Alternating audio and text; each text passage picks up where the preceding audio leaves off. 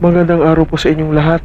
Naway datnan kayo ng aking video na ito na nasa mabuting kalusugan o kalagayan at malayo sa anumang kapahamakan. Welcome bang po sa aking mga subscribers na patuloy na naghahanap ng mga lihim na salita at mga lihim na mga kaalaman na kinakailangan sa inyong pamumuhay.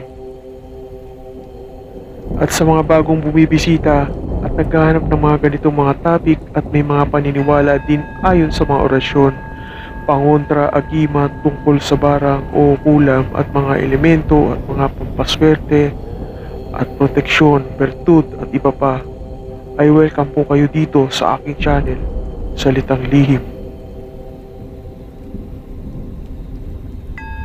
Bago ko po simulan ang aking ibabahagi ay shoutout nga pala po ng paulit-ulit kay Carlito Arguta.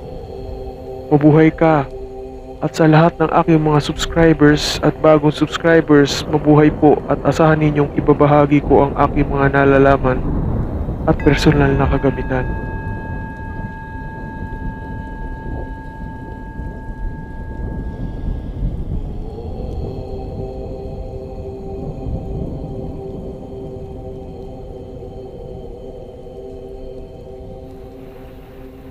Akin pong ibabahagi ngayon patungkol sa isang bato na may buhay, ang batong engkanto o tinatawag na batong omo. Ang batong omo ay kabal at kunat. Yung tubig o langis na pinagbabaran ay pwede rin gamitin sa maraming sakit. Ito ay maaaring magamit o inyong mainom sa payo o bidi ng albularyo, o kung ikaw mismo ang gagamit ay kinakailangan na ikaw ay may pondo, bolabal, poder at pondo sa panggagamot. Kung nais mong tahakin ang kaalaman ng panggagamot o gamutang espiritual, ito ay mabisang subalit kinakailangan mo ang sapat na karga para ito ay gamitin o isagawa. Ang batong ito ay mutya sa kabal at kunat ng balat, kung kaya't ikaw ay di tatabla ng anumang matatalim o matutulis na bagay na maaaring tumusok o humiwa sa parte ng iyong katawan. Ito ay may hahalin tulad sa kulay puti na hulin. Kung ikaw ay pamilyar sa hulin, ito ay di mamawasak ng kahit na martilyo o maso. Ito ay mayroong bertud na kontra pangkulam o barak. Babae man o lalaki ay pwede itong magamit. Bertud din ito ay di katalaban ng matulis na bagay kagaya ng patalim o baril. Ang bato na ito ay likas na buhay, kaya't kinakailangan lamang debosyonan araw-araw upang lumakas ito. Maging mga di nabibiyayaan ng mga anak ay pwede ding inumin ang pinagbabara ng tubig na malinis at bato ng omo magdamag. Simulang ibabadang alas 6 ng hapon, inumin ng alas 6 ng umaga, yung wala pang laman ng tiyan, inumin ito ng mag-asawa. Ito ay gawin sa loob ng isang buwan at itigil matapos ang isang buwan. Ito ay maaari din inyong gawin dahil taglay nito ang visa. Kahit anong araw ay pwede nito umpisahan sa mataimtim na panalangin. Ito ay makakamit.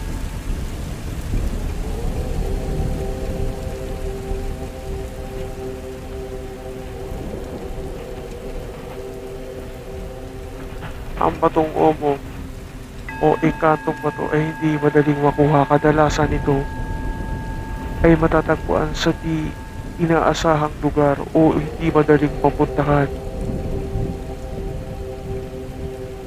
Noon may isang matandang nakakuha ng mga batong ito sa parting Mindoro, sa isang lumang simbahan, na ang naturang mga bato ay nagkalat na sa iba-ibang tao na nakilala ng matandang ito.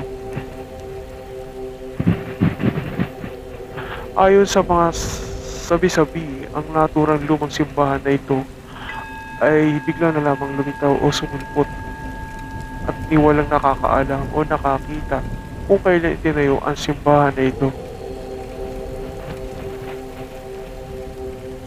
Ang batong ito ay buhay, subalit kinakailangan na ang taong gagamit ito ay mayroong kakayanan na ipasok ang diwa o sariling diwa sa batong ito upang tumalab.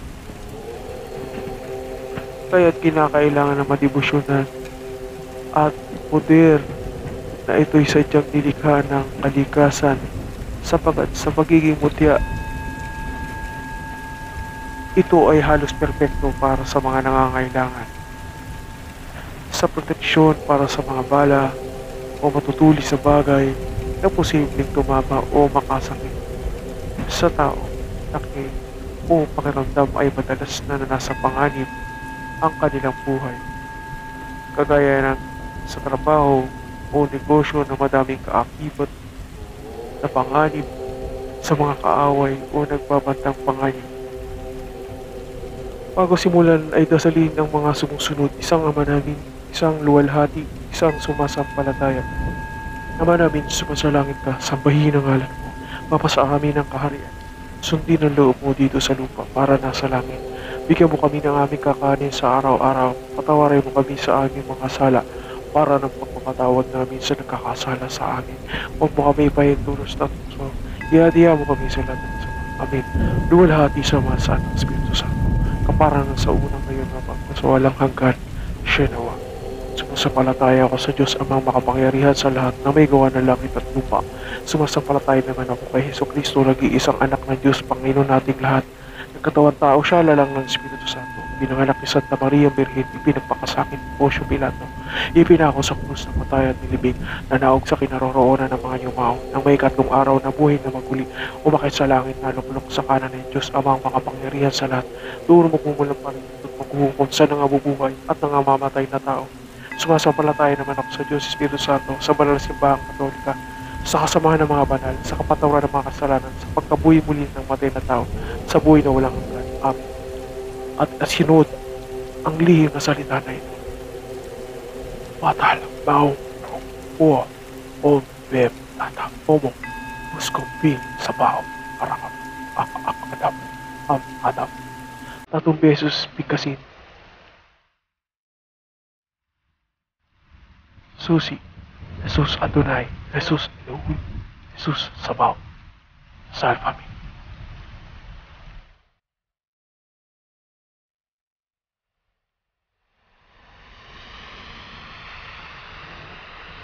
Sambahin lamang itong susi sa tuwing nakararamdam ng panganib.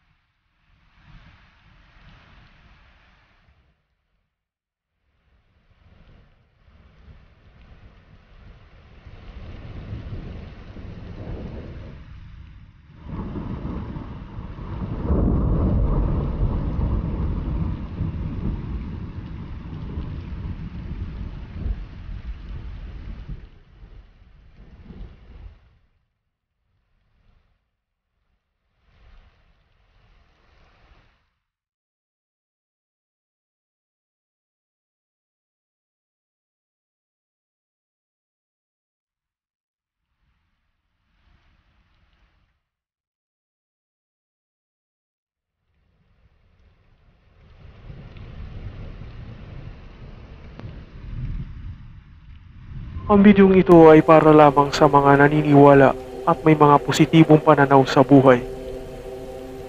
Huwag na huwag gamitin sa paggawa ng kasuklam-suklam sa kapwa at sa paningin ng Diyos Ama. Huwag abusuhin, at kung iyong abusuhin ay doble ang balik kapag ito ay iyong ginamit sa kasamaan. Kapag iyo itong nadebosyonan,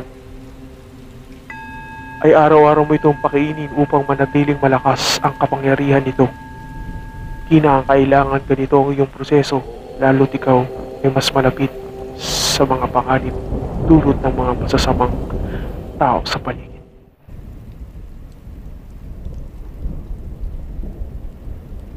Ang mutyang ito ay kadalasan at karamihan sa albularyo ay may tangan ito at ginagamit din pangontra sa kulam, parang maging tigal po at iba pang buwelta ng masasamang elemento at masasamang loob.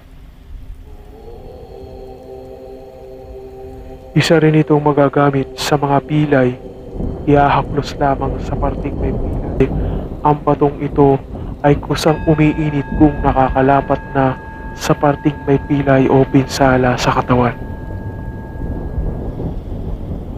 Malalaman mong ito ay tunay na batong omo kapag ikaw o ito ay ibinalot sa plastic at idarang sa apoy na sa sandaling idarang ay hindi masusunog ang plastic o ang batong omo. Ang aapoy o ang binalutan ng plastic ng omo ay hindi masusunog. At iyo ring subukang masuhin kung mababasag ito ay hindi totoong batong omo dahil ang batong omo ay hindi mababasag kahit maso o anong klaseng martilyo pa ito. Sana ay nadagdagan at nagpatibay pa ng inyong kaalamang espiritual ang aking video ngayon na naibinahagi. Pakilike na lang po ang video na ito at kung sa inyong tingin ay makakatulong sa inyong pamumuhay. At kung hindi nyo pa po na-subscribe ang aking channel Salitang Lihim, please subscribe. At kung gusto po niyo ma-notify po kayo sa mga bagong videos na aking i-upload, ay pakihit po ang notification bell all. Salamat sa aking mga subscribers at sa mga new subscribers, makakaasa kayong magbabahagi pa po ako ng maaaring makadagdag sa inyong kaalaman. Sa puso lamang ang lahat ng nalalaman, gumawa lamang ng kabutihan sa kapwa upang magtagumpayan ang lahat ng mangyayari sa ating buhay. Maraming salamat mga kalihim.